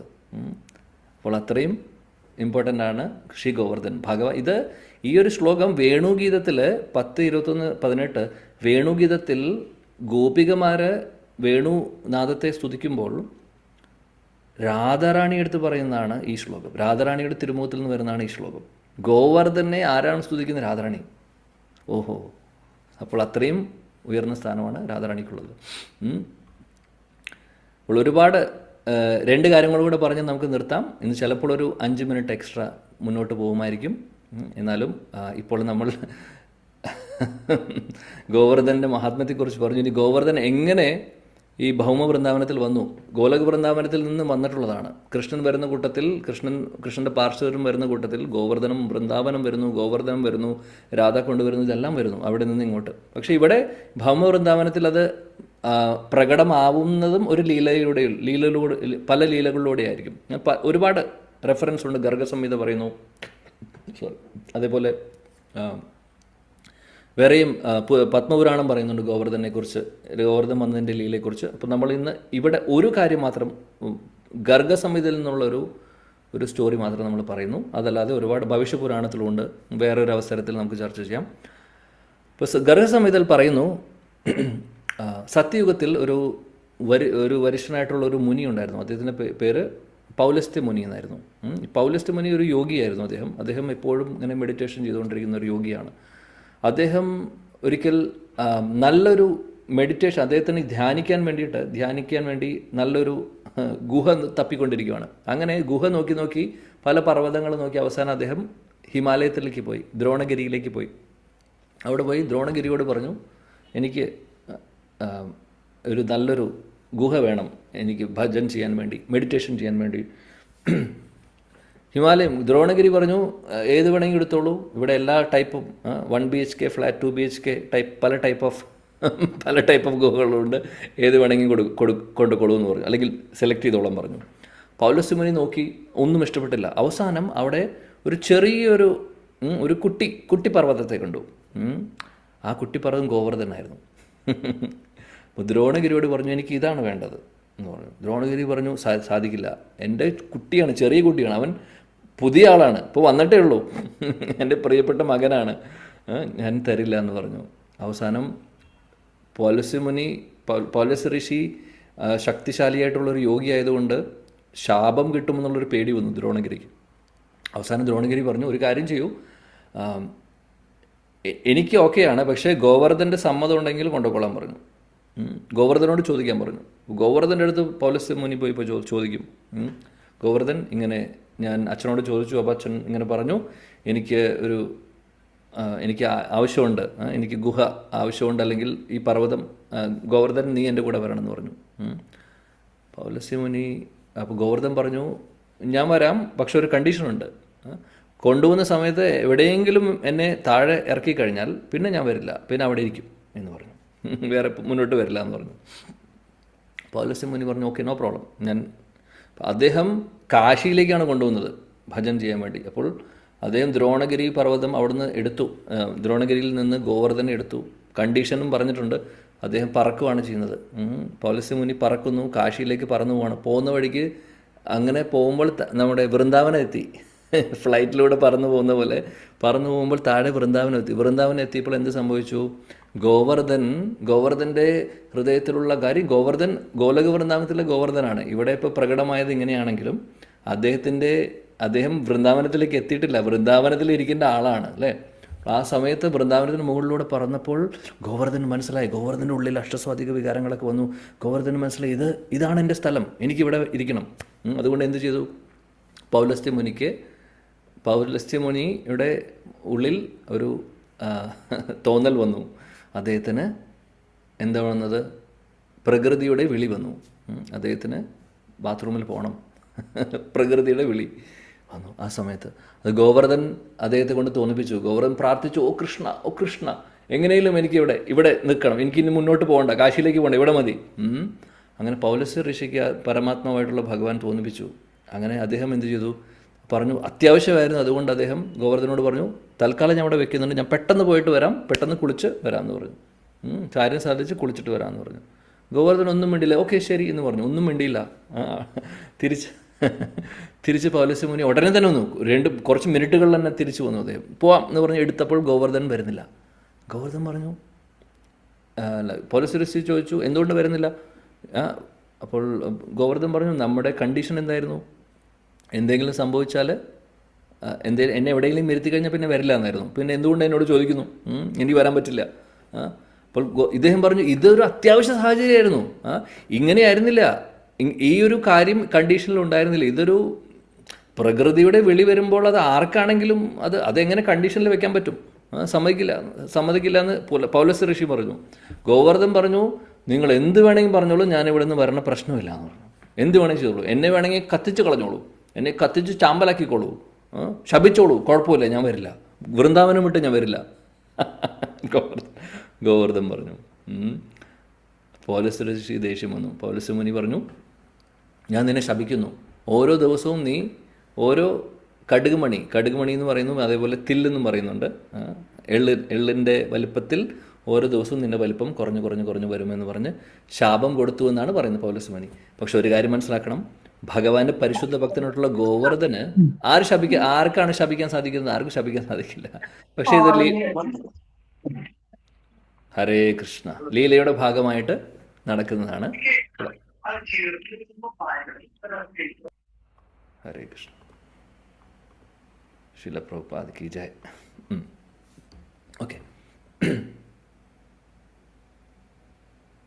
അങ്ങനെ എവിടെ എത്തി? ഇടയിൽ വന്നപ്പോൾ ഒരു ഫ്ലോ പോയി. ഗുരവേ ഗൗരചന്ദ്രായ രാധികായ തദാലയെ കൃഷ്ണായ കൃഷ്ണഭക്തായ തദ്ഭക്തായ നമോ നമഃ. അപ്പോൾ ശാപമൊന്നും ഭഗവാന്റെ ശുദ്ധഭക്തരെ ഏൽക്കില്ല. പക്ഷെ എന്നാലും ലീലയുടെ ഭാഗമായിട്ട് നടക്കുന്നതാണ് ഇതെല്ലാം. അപ്പോൾ എന്നാലും അങ്ങനെ ഒരു കഥ അതിൻ്റെ പുറകിലുണ്ട്. അപ്പോൾ പക്ഷെ നമ്മുടെ ആചാര്യന്മാർ പറഞ്ഞു, ഗിരിരാജിനെ കാണാൻ സാധിക്കാത്തതിൻ്റെ കാരണം അതൊന്നുമല്ല. കാരണം എന്താണെന്ന് വെച്ചാൽ, ഗിരിരാജ് രാധാകൃഷ്ണൻ്റെ ആ ഒരു വിരഹത്തിൽ ഗിരിരാജൻ്റെ സൈസ് കുറഞ്ഞു വരുവാണ്. കാര്യം രാധാകൃഷ്ണൻ ലീലകൾ അവസാനിപ്പിച്ച് ഗോലോക വൃന്ദാവനത്തിലേക്ക് പോയി, അത് ഗിരിരാജിന് സഹിക്കാൻ പറ്റിയില്ല. അതുകൊണ്ട് ഗിരിരാജ് ഓരോ ദിവസവും അദ്ദേഹം ആ ഒരു വിരഹത്തിൽ കരഞ്ഞുകൊണ്ട് അദ്ദേഹം താഴെ ഇരുന്ന് പോവുകയാണ്. അങ്ങനെയാണ് ഇത് ചെറുതായിട്ടുള്ളതെന്ന് പറയുന്നു നമ്മുടെ ആചാര്യന്മാർ. ഇനി വേറൊരു ചെറിയൊരു കഥയും കൂടെ ഉണ്ട്, അതും കൂടെ പറഞ്ഞാൽ നമുക്ക് വൈൻഡപ്പ് ചെയ്യാം. പൗലസ്ത്യസിയുടെ കഥ സത്യയുഗത്തിലാണെന്നാണ്. അപ്പോൾ ഗോവർദ്ധനം ആ സമയത്ത് കൃഷ്ണൻ ലീലകൾ ചെയ്യുന്നേക്കാൾ സത്യയുഗത്തിലെ ഗോവർദ്ധനം വൃന്ദാവനത്തിൽ എത്തിയിട്ടുണ്ട്, ഭൗമ വൃന്ദാവനത്തിൽ എത്തിയിട്ടുണ്ട്. കൃഷ്ണൻ അവതാരം എടുക്കുന്നത് ദ്വാപരയുഗത്തിലാണ്. അപ്പോൾ കൃഷ്ണനെ അദ്ദേഹത്തിന് സേവിക്കാനുള്ള അവസരം കിട്ടിയിട്ടില്ല അതുവരെ. അപ്പോൾ അദ്ദേഹം ഗോവർദ്ധൻ പ്രാർത്ഥനയിലായിരുന്നു, ഓ കൃഷ്ണ എന്നാണ് നീ വരുന്നത്, എന്നാണ് എനിക്ക് അവസരം കിട്ടുക അങ്ങേ സേവിക്കാൻ എന്ന് അദ്ദേഹം ചിന്തിച്ചുകൊണ്ടിരിക്കുന്നു, കാത്തിരിക്കുകയാണ് സത്യയുഗം മുതൽ. അപ്പോൾ ത്രേതായുഗമായപ്പോൾ ഒരു ദിവസം എന്ത് സംഭവിക്കുന്നു? ശ്രീ രാമചന്ദ്ര ഭഗവാന്റെ നമുക്കറിയാം ലങ്കയിലേക്ക് ക്രോസ് ചെയ്യാൻ വേണ്ടിയിട്ട് നമ്മൾ കല്ലുകൾ കൊണ്ട് അവർ ബ്രിഡ്ജ് പണിയുന്നുണ്ട് അല്ലേ, നമുക്കറിയാം എല്ലാവർക്കും ആ കഥ. അപ്പോൾ ആ ഒരു സമയത്ത് ഈ ഇൻസ്ട്രക്ഷൻ കൊടുക്കും, അത് വലിയ വലിയ കല്ലുകളും പർവ്വതങ്ങളും കൊണ്ടുവരാൻ പറയും. അപ്പോൾ ഹനുമാൻ നേരെ പറന്നു വരുവാണ്. ഹനുമാൻ തപ്പി നടക്കുകയാണ് വലിയ നല്ല പർവ്വതങ്ങൾ നോക്കി. അങ്ങനെ അവസാനം ഹനുമാൻ വൃന്ദാവനത്തിലേക്ക് വരുന്നു. വൃന്ദാവനത്തിലേക്ക് വന്ന് ഗോവർദ്ധനെ എടുക്കുന്നു. ഗോവർദ്ധനം കണ്ടപ്പോൾ ഹനുമാൻ ഇഷ്ടമായി, ഇത് കൊണ്ടുപോകാം. ഗോവർദ്ധനോട് പറഞ്ഞു ഇങ്ങനൊരു സംഭവമുണ്ട്, ശ്രീരാമചന്ദ്ര ഭഗവാൻ അദ്ദേഹത്തിൻ്റെ സേവനത്തിനേക്ക് വേണ്ടിയിട്ടാണ്, അദ്ദേഹത്തിന് അങ്ങയുടെ മുകളിലൂടെ നടന്ന് ക്രോസ് ചെയ്ത് ലങ്കയിലേക്ക് പോകാൻ വേണ്ടിയിട്ടാണ് സീതാദേവിയെ രക്ഷിക്കാൻ. ഗോവർദ്ധൻ എക്സൈറ്റ്മെൻറ്റായി, ഗോവർദ്ധന് ത്രില്ലായി. യെസ് എന്നെ കൊണ്ടുപോകും, എങ്ങനെയും കൊണ്ടുപോകും. ഞാൻ കഴിഞ്ഞ യുഗം മുതൽ കാത്തിരിക്കുകയാണ്. ഇപ്പോൾ ത്രേതായുഗമായപ്പോൾ കൃഷ്ണനായിട്ടല്ല, എന്നാൽ രാമചന്ദ്രനായിട്ടാണ് വന്നിട്ടുള്ളത്. എന്നാലും എനിക്ക് ഭഗവാന്റെ ഭഗവാനെ സേവിക്കാനുള്ളൊരു അവസരമാണ്, എന്നെ കൊണ്ടുപോകും. അദ്ദേഹം ഒരുപാട് സന്തോഷമായി ഗോവർദ്ധനെ എടുത്തു കൊണ്ടുപോവാണ്. കൊണ്ടുപോകുന്ന സമയത്ത് അപ്പോൾ ഹനുമാൻ ഒരു അശരീരി കേൾക്കുവാണ്. ഹനുമാൻ കേൾക്കുന്നു, അതായത് അവിടെ ശ്രീരാമചന്ദ്ര ഭഗവാന്റെ ശംഖിൻ്റെ നാദമാണ് കേൾക്കുന്നത്. ഹനുമാൻ എന്താണ് പറയുന്നത്? ഓൾറെഡി വേണ്ട കല്ലുകളും പർവ്വതങ്ങളൊക്കെ കിട്ടിയിട്ടുണ്ട്, ഓൾറെഡി ആ ഒരു ബ്രിഡ്ജ് പണിതു, ഇനി വേറെ ആവശ്യമില്ല എന്ന് പറഞ്ഞു, ഇനി വേറെ ഒന്നിൻ്റെ ആവശ്യമില്ല എന്ന് പറഞ്ഞു. അത് കേട്ടപ്പോൾ ഹനുമാൻ തിരിച്ചവിടെ വെച്ചു, ഗോവർദ്ധനെ തിരിച്ചു വെച്ചപ്പോൾ ഗോവർദ്ധന് വിഷമമായി. ഗോവർദ്ധൻ പറഞ്ഞു, ഞാൻ കഴിഞ്ഞ യുഗം മുതൽ കാത്തിരിക്കുകയാണ് ഭഗവാനെ സേവനം ചെയ്യാൻ, അങ്ങ് തിരിച്ചു വെച്ചു, അങ്ങ് എനിക്ക് വാക്ക് തന്നു, എന്നെ എടുത്തു, എന്നിട്ടിപ്പോൾ തിരിച്ചു വെച്ചു. ഹനുമാൻ പറഞ്ഞു, ഞാൻ എന്ത് ചെയ്യാനാണ്, അവിടെ ആവശ്യം കഴിഞ്ഞു, എനിക്ക് എൻ്റെ നാഥൻ്റെ ശംഖുനാഥം കേട്ടു, അപ്പോൾ ഇനി ആവശ്യമില്ല. ഹനുമാൻ പറഞ്ഞു, ഗോവർദ്ധൻ പറഞ്ഞു, ഇനി ഞാനെങ്ങനെ ജീവിക്കും? ഗോവർദ്ധൻ കരഞ്ഞിരിക്കുകയാണ്. അപ്പോൾ ഹനുമാൻ പറഞ്ഞു, നീ വിഷമിക്കേണ്ട ആവശ്യമില്ല, ഞാൻ നിനക്ക് വേണ്ടി പ്രാർത്ഥിക്കാം, അനുഗ്രഹിക്കാം. എന്നിട്ട് പറഞ്ഞു, ദ്വാപരയുഗത്തിൽ ഈ ശ്രീരാമചന്ദ്ര ഭഗവാൻ കൃഷ്ണനായിട്ട് വരുന്നു, നിന്റെ പ്രിയപ്പെട്ട പ്രാണനാഥനായിട്ടുള്ള കൃഷ്ണനായിട്ട് വരുമ്പോൾ കൃഷ്ണൻ എല്ലാ സമയത്തും സദാസമയത്തും ഗോവർദ്ധനിലായിരിക്കും, നിന്റെ ചുറ്റുവട്ടത്തിലായിരിക്കും എപ്പോഴും. വീട്ടിൽ ഉറങ്ങുന്ന സമയം ഒഴിച്ച് ബാക്കിയുള്ള സമയം മുഴുവനും കൃഷ്ണൻ എവിടെയായിരിക്കും. ഒരു പ്രാവശ്യം അവിടെ രാമചന്ദ്ര ഭഗവാൻ ഒരു പ്രാവശ്യം ക്രോസ് ചെയ്യാൻ വേണ്ടി മാത്രമാണ് നിന്നെ ഉപയോഗിക്കുന്നുള്ളൂ അങ്ങോട്ട് പോവുകയാണെങ്കിൽ. പക്ഷേ ദ്വാപരയുഗത്തിൽ അങ്ങനെയല്ല, എല്ലാ ദിവസവും കൃഷ്ണൻ വന്ന് കൃഷ്ണൻ നിന്റെ കൂടെ തന്നെയാണ് എപ്പോഴും. 24 മണിക്കൂറിലെ 20 മണിക്കൂർ നിന്റെ കൂടെയാണ്. പിന്നെ എന്ത് വേണം എന്ന് ചോദിച്ചു. ഇതിനും വലിയ ഒരു സൗഭാഗ്യം എന്താണ്? ഗോവർദ്ധൻ ത്രില്ലായി. ആ സമയത്ത് ഹനുമാൻ പറഞ്ഞു, അവിടെ തീർന്നില്ല. മാത്രമല്ല, ആ പരമദൈവത്വം പുരുഷൻ കൃഷ്ണൻ നിന്നെ കൈകളിലെടുക്കും, കൈകളിലെടുത്ത് കൃഷ്ണൻ്റെ തലയുടെ മുകളിൽ സ്ഥാനം തരും നിനക്ക്. ഗോവർദ്ധന ലീല നടക്കുന്നതാണ് പറയുന്നത്. ആ കൃഷ്ണൻ നിന്നെ എടുത്ത് കൃഷ്ണൻ്റെ തലയുടെ മുകളിൽ നിന്നെ വെക്കും, അതായത് അത്രമാത്രം സ്ഥാനം നിനക്ക് തരും. ഗോവർദ്ധൻ അത് കേട്ടപ്പോൾ അഷ്ടസ്വാത്വിക വികാരങ്ങളൊക്കെ വന്നു തുടങ്ങി. അദ്ദേഹത്തിൻ്റെ ഫ്യൂച്ചറിൽ വരാൻ പോകുന്ന മഹാസൗഭാഗ്യത്തെ കുറിച്ച് അങ്ങനെ അദ്ദേഹം ഓർത്തുകൊണ്ട് ഇരിക്കുകയായിരുന്നു. എന്ന് ദ്വാപരയുഗം വന്നാൽ കൃഷ്ണനെ, എൻ്റെ പ്രിയ പ്രാണനാഥനെ കാണാനും ഭഗവാന്റെ ആ ഒരു ലീലയിൽ പങ്കെടുക്കാനും എനിക്ക് ഭഗവാനെ സേവിക്കാനുള്ള അവസരം കിട്ടുമെന്ന് ഓർത്തുകൊണ്ട് ഗോവർദ്ധൻ ഇരിക്കുമായിരുന്നു. അങ്ങനെ ഒരുപാട് പറയാനുണ്ട്. ഗോവർദ്ധനം വളരെ സ്പെഷ്യലാണ്, ഇനിയും പറയാനുണ്ട്. വേറൊരു അവസരത്തിൽ നമുക്ക് എപ്പോഴെങ്കിലും ചർച്ച ചെയ്യാം. ശ്രീ ഗോവർദ്ധനം ഭഗവാന്റെ വളരെ പ്രിയപ്പെട്ട ഭക്തനാണ്. അപ്പോൾ കൃഷ്ണനായിട്ട് ആരാധിക്കുവാണെങ്കിലും ഗോവർദ്ധൻ കൃഷ്ണൻ്റെ എല്ലാ ശക്തിയും ഉണ്ട്. ആക്ച്വലി കൃഷ്ണനായിട്ട് കണ്ടാലും തെറ്റല്ല. ചിലപ്പോൾ ചില ഗോവർദ്ധന ശിലയിൽ നമ്മൾ മയിൽപീലി വെക്കുന്നത് കാണാം. ആ ഒരു ഭാവവും തെറ്റല്ല. എന്നാൽ അതേപോലെ തന്നെ ഭക്തഭാവത്തിലാണ് ഗോവർദ്ധനെ കാണുന്നത് വെച്ചാലും അത് അതിനേക്കാൾ ശ്രേഷ്ഠമാണ്. കാര്യം ഭക്തരുടെ ഭാവത്തിൽ നമ്മൾ ആരാധിക്കുമ്പോൾ ഭക്തരുടെ കൃപയും കിട്ടുന്നു, ഭഗവാന്റെ കൃപയും കിട്ടുന്നു. അതാണ് വ്യത്യാസം. ഭഗവാൻ കൂടുതൽ ഇഷ്ടപ്പെടുന്നത് അതായിരിക്കും. ഇന്നത്തെ ഒരു ദിവസം നമ്മൾ ശ്രീ ഗോവർദ്ധൻ്റെ തൃപാദങ്ങളിൽ നമസ്കരിച്ചുകൊണ്ട് പ്രാർത്ഥിക്കാം. നമസ്തേ ഗിരിരാജായ ഗോവർദ്ധന നാമിനെ അശേഷക്ലേശനാശായ പരമാനന്ദദായിനെ. ശ്രീ ഗോവർദ്ധൻ അദ്ദേഹം അശേഷക്ലേശനാശായ, എല്ലാ ക്ലേശങ്ങളും നമ്മളിലുള്ള എല്ലാ ക്ലേശങ്ങളും മാറ്റിത്തരുന്നു. മാത്രമല്ല പരമാനന്ദം, ഭക്തിയുടെ ആ ശുദ്ധഭക്തിയുടെ പരമാനന്ദം നമുക്ക് പ്രദാനം ചെയ്യുന്നു. വൃന്ദാവന വാസം നമുക്ക് തരുന്നു. ആര്? ഗിരിരാജ്, ശ്രീ ഗിരിരാജ് ഗോവർദ്ധൻ. സോ ശ്രീ ഗിരിരാജ് ഗോവർദ്ധൻ വളരെ വളരെ സ്പെഷ്യലാണ് നമ്മുടെ ഓരോരുത്തരുടെയും ജീവിതത്തിൽ. ഓർക്കുക, വൃന്ദാവനത്തിലേക്ക് പ്രവേശനം വേണമെങ്കിൽ നമുക്ക് ഗിരിരാജിൻ്റെ അനുഗ്രഹം വേണം, കുറേ ഭക്തരുടെ അനുഗ്രഹം വേണം. അതിൽ പ്രധാനപ്പെട്ട ഭക്തരിൽ ഒരാളാണ് ശ്രീ ഗിരിരാജൻ. ഗിരിരാജൻ്റെ സ്ഥാനം വളരെ സ്പെഷ്യലാണ്. അതുകൊണ്ട് ഈ ഒരു അവസരം നമുക്ക് ഭഗവാന്റെ കൃപ കൊണ്ട്, ശീലപ്രഭുപാദിൻ്റെ കൃപ കൊണ്ട് നമുക്കിതെല്ലാം മനസ്സിലാക്കുവാൻ സാധിക്കുന്നത്. അല്ലെങ്കിൽ നമ്മളിവിടെ ഇരിക്കില്ലായിരുന്നു. ഭഗവാന്റെ മഹാകൃപ, ആചാര്യന്മാരുടെ മഹാകൃപ, ശീലപ്രഭുപാദിൻ്റെ മഹാകൃപയാണ്. അതുകൊണ്ട് ഇങ്ങനെയുള്ള കാര്യങ്ങൾ നമ്മൾ കേൾക്കുമ്പോൾ, അല്ലെങ്കിൽ ഇങ്ങനെയുള്ള ലീലകളെക്കുറിച്ച് കേൾക്കുമ്പോൾ, അല്ലെങ്കിൽ ഈ മഹത്വപൂർണ്ണമായിട്ടുള്ള ദിവസത്തിൽ നമ്മൾ ആ ഒരു ലീലയെക്കുറിച്ച് ചർച്ച ചെയ്യുമ്പോൾ ഒരുപാട് ശക്തിയാണ്, ഒരുപാട് സ്പിരിച്വൽ ക്രെഡിറ്റ്സാണ് നമുക്ക് കിട്ടുന്നത്. കാര്യം ഈ തിഥി, ഓരോ തിഥിക്കും ശക്തിയുണ്ട്.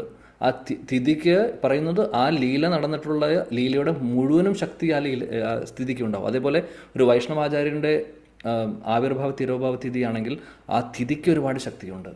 അപ്പോൾ വളരെ ഇമ്പോർട്ടൻ്റ് ആണ്.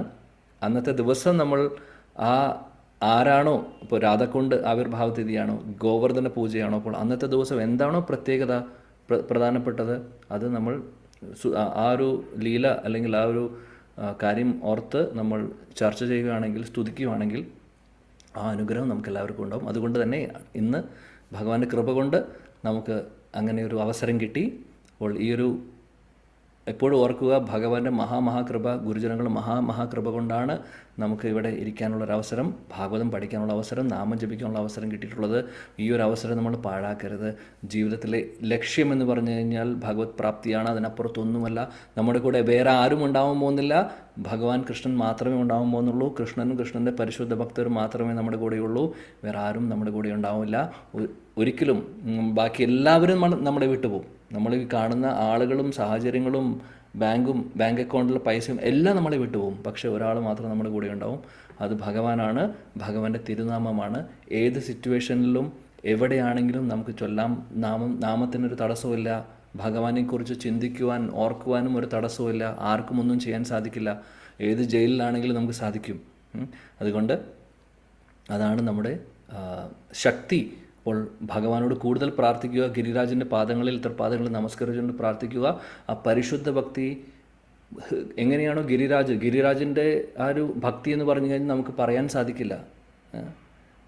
എന്നാൽ അതിൻ്റെ ഒരു ചെറിയൊരു കണമെങ്കിലും, ഒരു കടുകുമണിയുടെ വലിപ്പത്തിലെങ്കിലും ഗിരിരാജൻ്റെ ആ ഒരു ആത്മാർത്ഥതയോടുകൂടി, ആത്മാർത്ഥമായിട്ടുള്ള സേവനാ മനോഭാവം, ഭഗവാനെ സേവിക്കാനുള്ള ആ ഒരു ആഗ്രഹം, സേവനാ മനോഭാവം, ഒരു ചെറിയൊരു കടുകുമണി, ഒരു ചെറിയൊരു മാത്ര എങ്കിലും നമ്മുടെ ഹൃദയത്തിലേക്ക് വരാൻ കിട്ടുകയാണെങ്കിൽ നമ്മുടെ ജീവിതം സക്സസ്ഫുള്ളായി. അപ്പോൾ അതിനുവേണ്ടി നമുക്ക് പ്രാർത്ഥിക്കാം. ശ്രീ ഗിരിരാജ് ഗോവർദ്ധൻ की जय, श्री कृष्णचंद्र भगवान की जय, श्री वृंदावन धाम की जय, श्रीमती राधा रानी की जय. जय जय जय श्री राधे श्याम निताय गौर हरि बोल. श्री गोवर्धन पूजा महामहोत्सव की जय हो. ഹരേ കൃഷ്ണ. ഹരേ കൃഷ്ണ. നമ്മുടെ സമയമായി. പ്രഭുജിയോട് ആദരപൂർവ്വം 2 പ്രാവശ്യം ഹരേ കൃഷ്ണ മഹാമന്ത്രം പറഞ്ഞ് വൈൻഡപ്പ് ചെയ്യാം. ഹരേ കൃഷ്ണ ഹരേ കൃഷ്ണ